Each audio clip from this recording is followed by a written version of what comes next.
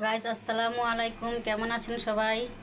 আজ আমি বান্ধবীর বাসায় বেড়াতে এসেছি। বান্ধবী আমাদের জন্য দেন কত কিছু নাস্তা রেডি করছে। এই যে এখন বানাবে বাউবান। আটাগুলি রেখেছে এখানে ইস্ট দিয়ে, এখানে ডিম, কাঁচামরিচ, পেঁয়াজ দিয়ে একটা পুর রেডি করছে। এখানে এই পুরটাকে এই যে আটার খামির ভিতরে দিয়ে দিবে। বান্ধবী আবার অনেক পদের নাস্তা বানাতে পারে, অনেক সুন্দর সুন্দর মজার মজার।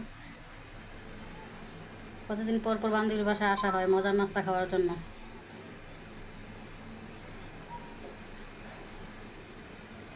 এইগুলো এখন এভাবে তেলের ভিতরে দিয়ে দিবে, সবগুলো এভাবেই ভেজে নেবে। এভাবে তেলটা গরম করে গরম তেলের ভিতরে এভাবে দিয়ে দিব সবগুলো। লুক দেখুন কত সুন্দর হয়েছে।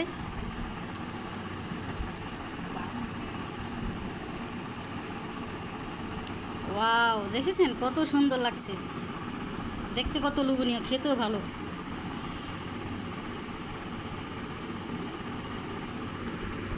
কার কার ভালো লেগেছে কমেন্টে জানাবেন, আর কার কার ভাষায় এরকম বানানো হয় তাও জানাবেন। লাইক কমেন্ট শেয়ার করে দেবেন যদি ভালো লেগে থাকে।